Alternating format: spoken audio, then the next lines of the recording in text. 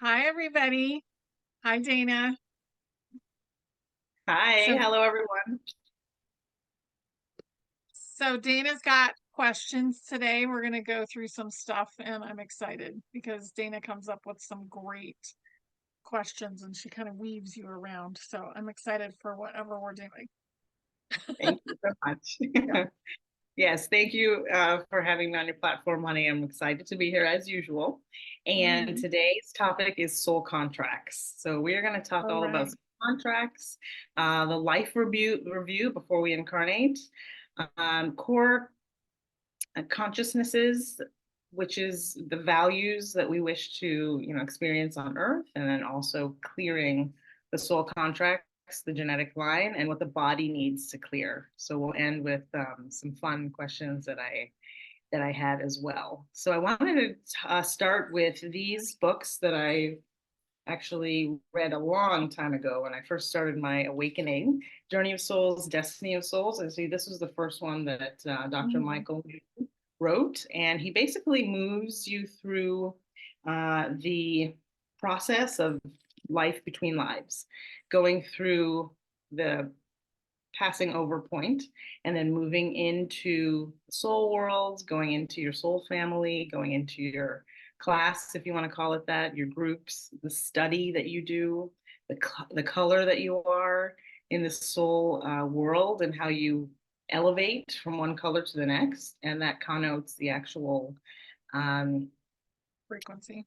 yeah, the frequency where you're at in the soul world, the experience that you have, things like that. And then looking at a life review, a pre-life review before you move in back into a body on Earth. So it's all these fascinating things that we already do, that we've been doing for eons. Some of us, the older souls, and all souls in general on Earth, and then really kind of dissecting that. So I wanted to talk a little bit about that, but mostly about the soul contracts.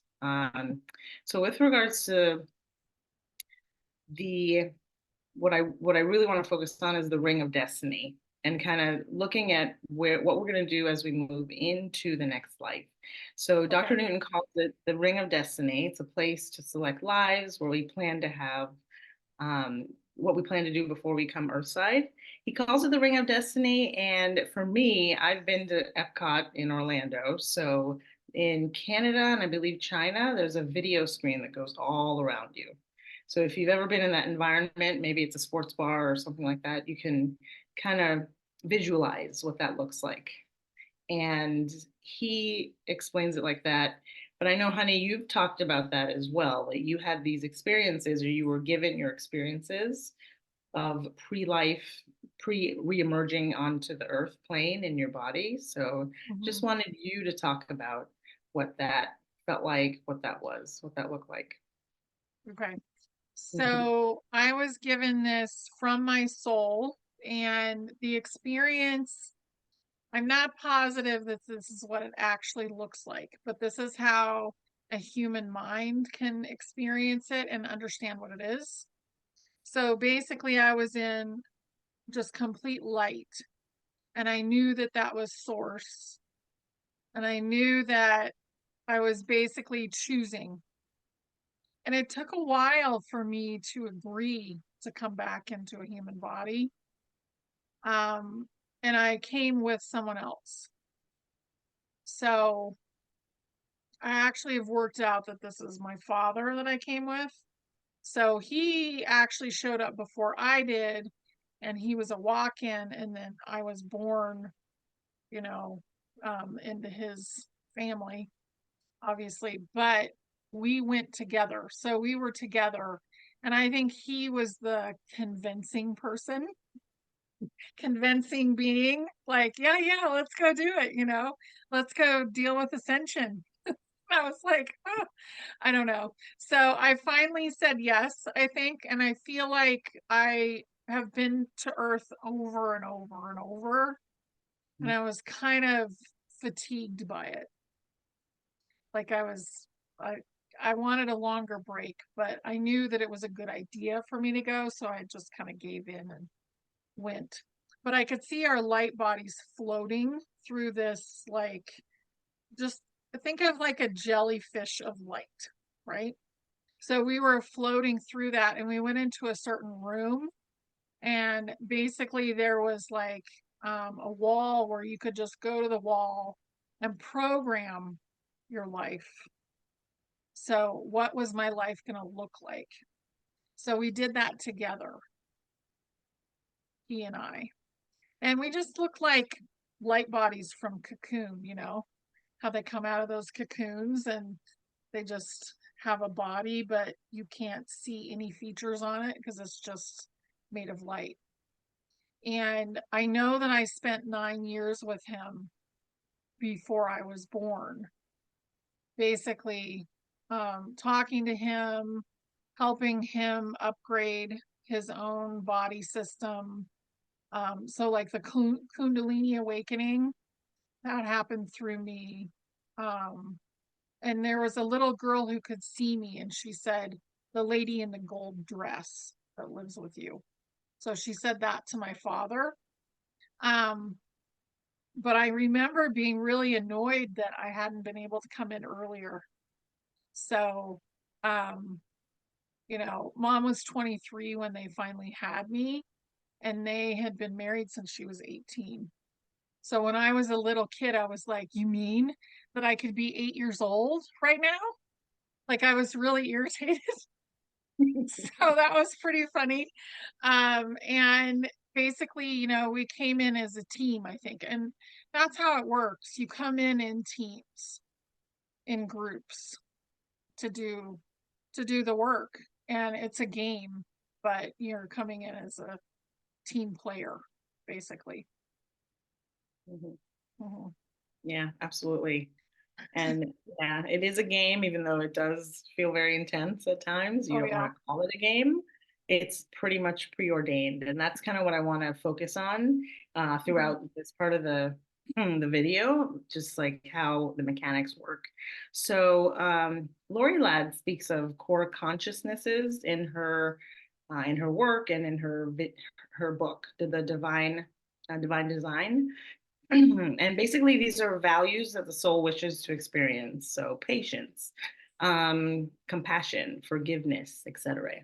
So, with regards to those, those are some specific things that we learn through trauma, through bliss, Mhm. through joy. Through connections, basically.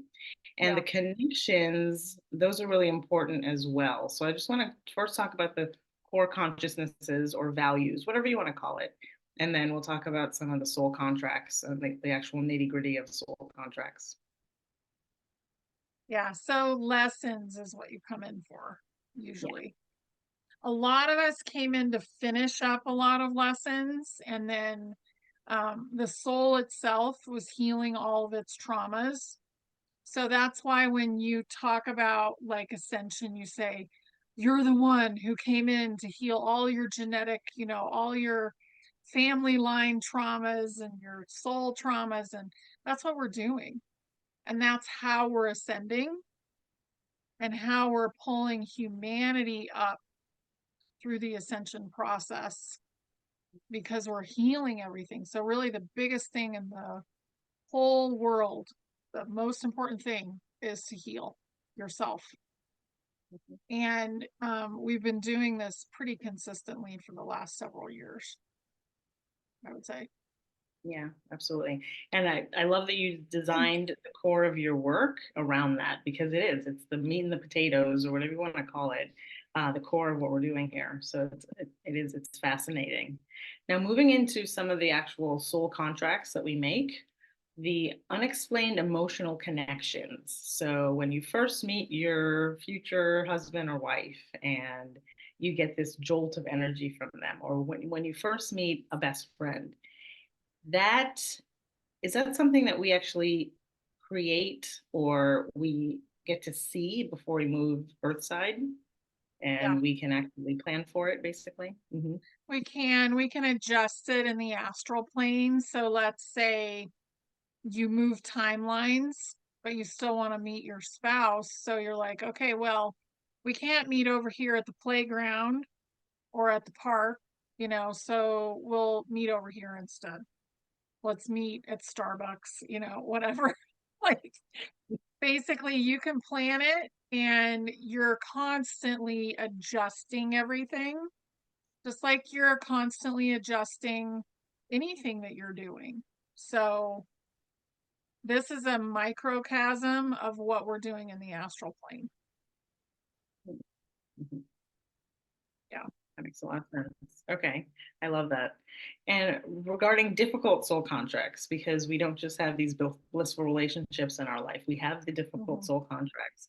Sometimes our closest soulmates and soulmate connections, and this is what some of the books say, and some of the research I've seen says that our soulmates are the closest person in the soul world, or the spirit world, becomes our mortal nemesis, or someone Yeah. that ends up being our greatest teacher. So that's something else to look at. And just an example, I'm sure everyone has a big example of that in their life, but someone that's very close to me, his father abandoned him at a very young age. And then his stepfather was very abusive to him. So he has these two father figures, the biological father, the stepfather, that they're like horrible examples of fatherhood, which Mm. catapulted him into wanting to be a wonderful father. So that's just one of the many, many, many examples. But just to talk about that dynamic where you wouldn't think that person is your bestie in the soul world, and they end up being your nemesis on earth, but they're really there to help you. Yeah, they push you into the next step. Mhm. So, really, humanity hasn't wanted to move into the next step very easily. It's taken some hard pushes. And just in general, we don't move that fast, especially in this density. So, think about like the density that we've been in. We're moving out of that. We're not in third density anymore. Mhm. But that was a really tough, it's almost like moving metal. So think of it as that. If you punch a piece of metal, are you going to make a dent? How hard do you have to do it to make a dent? Because that third density is really thick. Yeah. And it's probably one of the reasons why we've had to go through lessons over and over again, because we keep having to make a dent or to move to that next level, just like you said. Yep. Wow. Okay. So are any of our shadows not based on soul contracts, or is it just 100% across the board? All the shadows are based on soul contracts. Yeah. So a shadow Yeah. is based on a soul contract that was created that created a trauma. And the Mhm. trauma, instead of being allowed to go home to the oversoul, that shadow was usually abandoned to continue to live out those traumas. So it's like, ooh, you went and did that? That's so yucky. Like, just stay down there. Like, I don't want to deal with it. Mhm. So it's been a lot of abandonment, was probably one of the biggest shadows that we moved through as a collective, I would say. And that's Yeah. done, but it was a tough one.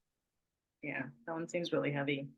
And then the ailments, and you definitely talk about this a lot in Healing with Honey and a lot of the videos that you make about the headaches. So a headache in this lifetime could be a head injury in another lifetime. The Mhm. back pain in this life, maybe there's a broken back in another lifetime. Yeah. Psoriasis in this life could be some sort of skin burn, or being burned in another lifetime. So all these examples are difficulties in one transposing into another, basically. So difficult lifetimes of victimization, suffering, and sacrifice, that it can still leap us into a lot of soul growth. So just to go through some of the ailments that you've seen or heard about, and possibly if you were able to follow up with that person to see how they cleared it, or if you help them clear it, just to talk about that so that everyone's on the same page. Yeah. So there's been a lot of people that were like burned at the stake, a lot of witch stuff, a lot of and these are parallel lives that are still going on. So you need to resolve that lifetime. So basically what you're doing is you're healing the version of yourself that's in that lifetime, and they go home and that lifetime dissolves. So they go home to the oversoul and the lifetime just goes away. And there's infinite versions of lifetimes out there. So you have to remember that too and not get too attached to, oh, well, I was living out that lifetime over there. It's okay to go home. It really is okay. And that you're healing that version of yourself. And then you become more and more whole as well. Yeah, absolutely. Yeah. The shadow work that I was doing, I feel like I was really focusing on it, and to the point where it wasn't just happening when I was doing the meditations or waking up at the beginning of the morning while I'm still in that theta state. I remember leaving the gym and walking to the grocery store, which is right next door to each other, and the shopping mall that I was at. And this little girl popped in, and I could feel like an Amsterdam, Netherlands vibe from her. She almost looked like the Mhm. little girl from The Grinch with the really Oh, bright blue eyes and blonde hair with ponytails. And I could feel a really uh, gross life for her at a very young age. We talk about this, one of the reasons for the Great Awakening, to find out what's been happening to our 12 and unders. But she was in that same situation, and she just wanted me to bring her back home and love her and hug her. And I'm like, but do we have to do it now? Like, I'm walking from the gym to the grocery store. So it could, these clearing these lifetimes, it could happen any time of the day. mhm. I wasn't expecting it to feel that much pop in at that Yeah. time, but I just think it's interesting. Once you start on this journey, it could just pop in. Now, of course, we have control over that, but I was allowing it. I was letting anything come through, and I was just in my flow state. So I thought that was interesting. Mhm. So I wanted to bring that up here. But a Yeah. question that I have is, are there levels of difficulty experienced by beginner souls, intermediate souls, advanced souls? You wouldn't give a kindergartner, algebra to do. So are we seeing that a lot of the souls that have gone through some really difficulties, they are more, most of the time they're more advanced, or how does that look? No, not necessarily. Okay. More advanced, but also the younger souls are the ones that are not ascending in their body. Mhm. So basically the healing part of it is just too difficult in the body. So they're letting go of the body and they're ascending. So a lot of the younger souls have chosen to ascend without the body. And some people, their young soul has ascended and a big soul has come in and the body is still here. So, yeah, it is Yeah, a and very wild time mm, right now. absolutely. Mhm. And you refer to that as that's referred to as a walk-in that you just spoke about with your Mhm. father. Very interesting. I did right around 2019, uh, 20 before we had all the crazy stuff happening on the planet. I had a feeling that there was going to be a lot more walk-ins coming in. Mhm. They would just, want to be here at this time physically. Yeah, So at because this they're a time, I want guide. to talk about there. Yeah. Yep. So I wanted to talk about soul contracts and the size of a soul contract. We have the small ones. For instance, this morning we were getting the kids to school, first day of school, and I stepped in the grass because we parked next to the grass, and I showed the kids, hey, there's the big ant pile. Don't step in that. And I was the one that got bit by the ant. Like, wait, is that a soul contract? So do we have small soul contracts like a bug bite? The medium soul contracts, we definitely have that, and other sizes. How does that look? Yeah. Well, and a lot of the things that are happening that are irritating, like getting bit by a bug or stubbing your toe or just getting irritated in general, that's a shadow of yours trying to be noticed. usually. So it's something trying to get noticed. For you, I feel like that was mostly just to warn the kids, but Mm. because you were acknowledging it and feeling like, oh, well, they could get bit, you were the one who got bit instead. Because you manifested it right there. Instantly. Yeah. So, but really, like, just some of your soul contracts are massive. They may be that you have to overcome something in your soul family that has been going on since the beginning of time, Mm. you know? And then other ones are like, you have to learn how to bake a cake, like something very simple or something very intense and complicated that could take you quite a long, like months and months to deal with versus something that could maybe take 5 minutes. Wow. So Yeah. interesting. And a lot of our soul contracts are internal, but then we have external soul contracts with, the other Mhm. large and huge soul contracts. So a large soul contract could be something like a teacher, a guide, an author of a book, touching millions of lives. And also something huge, someone like Mr. T, Louise Hay, Wayne Dyer, someone that really puts information out there that goes into the masses and lasts for a very long time, even after they have passed over. So, is Yeah. yeah, is that something that you do you see that a lot? Is that more rare, or is that something that's any soul could have it? Any soul could have it, and it doesn't matter if they start out in a really small way. Like maybe they started out in a village somewhere and you never thought they would see humanity at all. Like they would only stay with their small little tribe. But their destiny was to come out of that and to go and share with the world everything. So you just don't ever know on this level that's why it's really important to follow your soul, the guidance that your soul is trying to give to you and to let go of trying to be in control of everything all the time. Yeah, I agree with that. And the fact that we have these core consciousnesses or the values that we want to instill, and then we have fears around those, and that's where the ego comes in and kind of keeps you away. If it just if you have to write that book or get on YouTube, you the fear is just overcoming you. Do everything you can to move through it because you're breaking soul contracts with people that are relying on you for that Mm, information.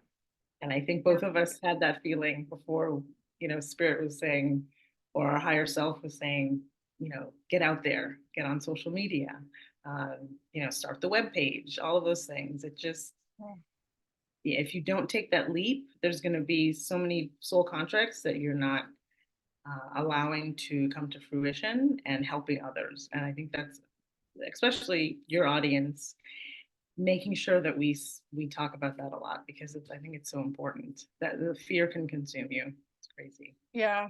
Well, and I think my audience is pretty advanced. So they're going Mm. to have a lot of their own stuff that's going to be showing up for them to be doing. And a lot of them are, you know, like they're branching out and clearing the ego is like massive. If you can clear that ego out of the way, your life is going to be so much different because it's basically like a little screaming Mimi in the background that's like, no, no, stay small. Oh no, they're not going to like your nose. No, no, they're not going to, like, who cares what the ego says? Mm-hmm. Yeah. That's right. So we wouldn't give the topic justice if we didn't talk about the NPCs. So what type of soul contracts do NPCs have? Do they even have a soul contract if they are just a human embodiment to fill space? How does that look? Yeah, to fill space. Their soul contract, like ultimately, if they have a human consciousness and not a big soul, is just to ascend and be here for ascension but not necessarily in the body, you Yeah. know? So, their basic soul contract would be to reunite with humanity as a soul group. Mhm. Yeah, It's a general soul contract. yeah. Very Okay. simple. That makes sense. Yeah. Right. And what will soul contracts look like as we move into the golden age? They're going to be more fun. We're going to know what they are. So there will be no veil. So you'll know what your soul contracts are, and you'll be able to change them if you're like changing your mind about things. You'll be able to see the big picture as well. So let's say today I'm supposed to drive for 100 miles to go and pick up a piece of a tool for my husband. Okay. And if I don't do it, then something that I care about won't get fixed.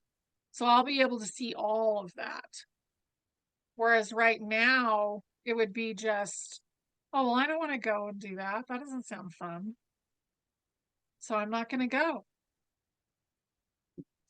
So really, you'll just be able to see everything. Mm, that's good. It helps to see everything. And Yeah. even a lot of people talk about if you get off the wrong exit and you have to get back on the highway or you're running 20 minutes late, there's a reason for that. Maybe you were supposed to be late because of missing something that could have been catastrophic or things like that. We Mhm. hear a lot of those types of stories. So as we clear the soul contracts and we do the above work, as above, so below, our body requires something. The body asks you to do something. Intuitively, you know that you need to do something. So Yeah. as I was connecting to that information and I was listening to videos. I heard one of the folks that I listened to, Lori Ladd, she was also talking about this, doing a fast, a water fast. And she's Okay. doing a 5 day water fast. And for me, I couldn't fit 5 days in. I was looking at my calendar, I couldn't fit it in. But it was definitely something that jumped out at me and said, yes, let's do it. So I want to talk about that here. This may not be for everyone. It really isn't. There are some people that don't need to do a fast at all that we can talk about. But basically, for me, the water fast was just to really clear all of the soul contract, all the work that I was doing to get my body up to speed to the work that I was doing. And Mhm. the first one, so I did a 3 day water fast. It was just water, distilled water. I did a lot of minerals, the burdock root tea, lemon and water. I was really picky, so I didn't even, floss my teeth with mint floss, which Oh, I'm sure you wow. could do. I still brush my teeth with like toothpaste, but still, I was really picky of what I did, and I made sure it was a very clean water fast with no, uh, I wasn't cheating at all. But anyways, so I did it August 4th, 5th, and 6th, and I was able to do it and started on the new moon or the new earth, which is what it really is called. And that was good because anything you start on a new cycle, you can move it into the entire cycle the rest of the month. So that's helpful. And the energy with Mhm. the new earth, it felt better to start it that day. So Yeah. I have fasted in the past and I got really hangry. So, that movie, Little Shop of Horrors, with Mhm. the plant it was like late 80s that it came out. And there's a plant that always wants to be fed. So it says, "Feed me, Seymour." So my belly was making that sound like in the past. So I'm like, man, I don't want to get to that point. And a side note on that movie, that plant is from outer space and it needs human uh, fluids in order to survive. There's like disclosure Interesting. everywhere.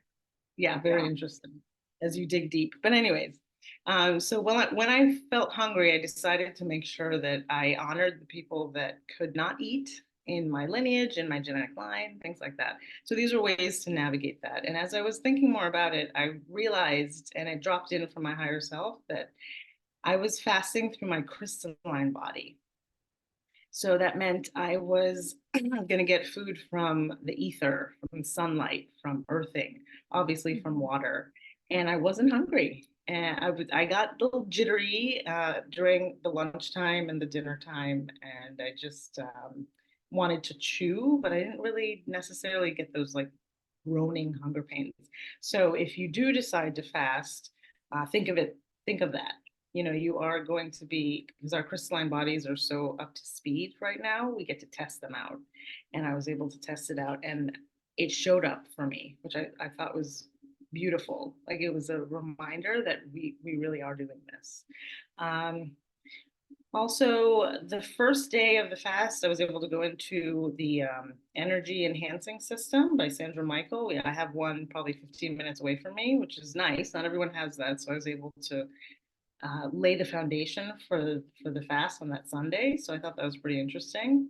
And I started seeing differences being between like a 3D fast and a 5D fast. The 3D fast, there's physical hunger, you know, you get really hangry, but the 5D fast is psychological and crystalline. And I was able to really connect to that part, and I was able to get through it very well. So, something that came up for me, kept on coming up, was go with, in order to, well, go without in order to go within. And I really was able to reboot my hard drive because of that. And as I did more research, I started seeing that fasting and praying comes up over 30 times in the Bible. And I know the Bible, you know, we talk about this all the time. It's been rewritten, Council of Nicaea, you know, Constantine. We know all of that. But I find it interesting that older Bibles, like this one that I got when I was really little, my mom gave it to me because I grew up Christian. It is a King James Version Bible. And so there's two passages, two verses that I wanted to bring up that were actually since been taken out of the newer versions of the Bible. Mm-hmm. Very interesting. So Matthew 7, verses 20 and 21 says, and Jesus, or Yeshua, said unto them, because of your unbelief, for verily I say unto you, if ye have faith as a grain of mustard seed, ye shall say unto this mountain, remove hence to yonder place, and it shall remove, and nothing shall be impossible unto you. Howbeit this kind goeth not out, but by prayer and fasting. So he brings up prayer and fasting in that verse. And then also Mark 9, verses 29, where Yeshua was actually casting out a demon from like a foul spirit from a child. That's the background of the verse. And Jesus, or Yeshua, said unto them, this kind can come forth by nothing but prayer and fasting. So this comes up over and over again. And we know that Yeshua spent 40 days and 40 nights in the wilderness fasting. Mm-hmm. So the question is, what is this connection between prayer and fasting and manifestation, really? And why is it being pushed out of these new versions of the Bible? So the gut brain connection is really strong. It also takes 30% of your energy to digest food. And I don't think we're supposed to be eating 3 times a day. It doesn't feel normal to me. You're supposed to eat when you're hungry. So what I get is that it basically takes the brain out of it. So the brain is not functioning anymore. Your spirit is functioning. So it makes more room for the spiritual to come in, because the only brain that's really working is the heart. So, because the gut and the brain are very, very connected. And if the gut is at rest, then the brain is also at rest. Makes a lot of sense. Yeah, I mean, and even the word fasting, we don't call it starving. No. We call it fast for a reason. What is it really accelerating? Is it accelerating anything? I feel like it. Mm-hmm.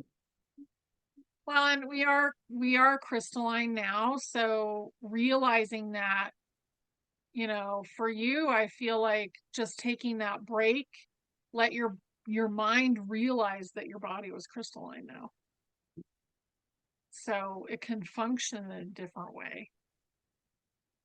It's almost like turning the light switch off and on. Hmm. Yeah. Absolutely.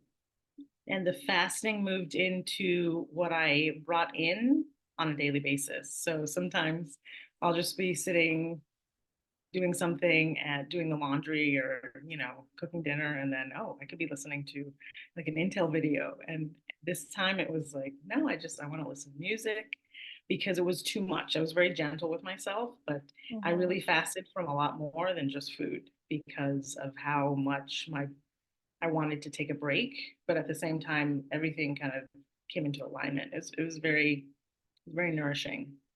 Um, and just to bring up some folks that probably should not fast, again, do your research. If it sounds like something you want to do, of course, start looking into it. But, pregnant women, women that are nursing, um, women that are menstruating shouldn't necessarily do it at that time of the month. Children that are growing up, anyone with dietary needs, where you need to take your Hmm. medication or take it with a meal, and also the anyone that has diabetes and you need your blood sugar at a certain level. So, but again, do your research. We're not doctors, so we're not here to advise this. But it was for me, it was just such a hard reset. It felt really good. Um, so, with regards to wrapping this up, I'd like to invite Yeshua, Mary Magdalene, and Mother Mary into the conversation to offer any additional insight into prayer and fasting because it comes up so much in the older versions of the Bible, and because they're trying to take it out of the Bible, they put it in as a footnote now, or they leave it out entirely. Yeah, it comes through as loving yourself and also opening your cup. So it basically came in as the chalice. So it's like so much more will come in when you make room for it.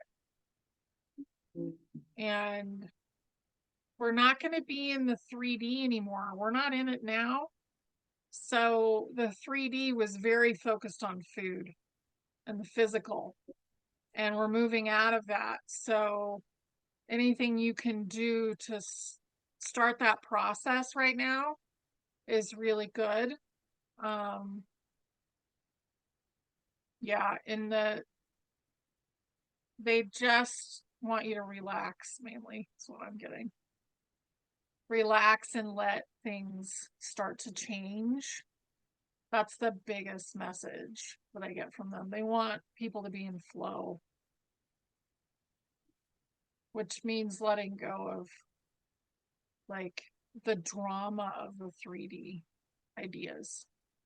Mhm. Like I have to go over here right now, and then I have this huge list to complete today, and I have, letting go of that and just being in flow and letting your life be unfolding in front of you, and you're creating like this beautiful world for yourself.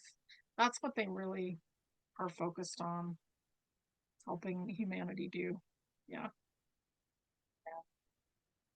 I love that. And it definitely feels like that is the next step for us, Mhm. the more awakened folks, if whether you've been awake for a day or, over 10 years, at some point, you're going to get to a point where you don't necessarily need to go down all the rabbit holes and you continue to get into flow and continue to move through it. So seeing it this way, if you once you're in third grade, let's say, you would be really interested in getting to know all the information and keep getting into the Intel videos. But after a while, you're going to graduate that, and you won't want to listen to it as much. You're going to move and focus more on Ascension with the number 17. That was the last drop that we saw. It was Ascension, and it was really prominent and important, and we haven't heard from them in quite a long time. So that's really, for me, that it always jumps out when I want to go too far down or do too much research. I kind of reel it back now, as Yeah. opposed to 2 years ago when I didn't do that. I just kept going, going, going, going, going. But yeah, I think we're for the folks that are watching. your videos and videos like this, where they're very uplifting and elevated, it's time to focus on us, more on ascension. Mhm. Whether it's fasting, a juice fast, a fruit fast. What I know you did that a while ago, honey, with just eating fruit for 3 days. That's a fast as well. So it's very manageable. Find something that works for you. Mhm. And Huge. love yourself through it, Mhm. whatever you're doing, and allow yourself to experience what's good. I worked with somebody yesterday and they were listing a lot of things that were like, oh, but I didn't do this and I didn't do this in my life, so I'm not worthy. I'm like, you're worthy because you showed up here. That's all that matters. So basically, you're worthy because you're here. And that's the biggest message I feel like we need to get is we are all worthy. And that was a program that was created to keep people small.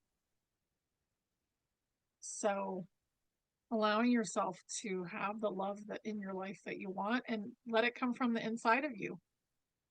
Let the happiness come from the inside of you and just like be yourself and emote the beauty that is you. Yeah. Right. That's so beautiful. And creating that space to do it, having a clear canvas instead of having that canvas jumbled up with words and being all confused. Just creating that canvas where you can do that, creating that time. Yeah. So, Yeah. The fasting is simplifying things. So mm, do what you can to simplify, is what I would say. And it doesn't have to be fasting, it could be something else. right. Mhm. That's Love it. great. Okay. Thank you. Thanks Yeah, everybody for listening. thank you. Our pleasure. Thank you. This was always, as always, it's always wonderful to be It here. is. Yeah. Thank you so much. Thank you. Bye, everybody.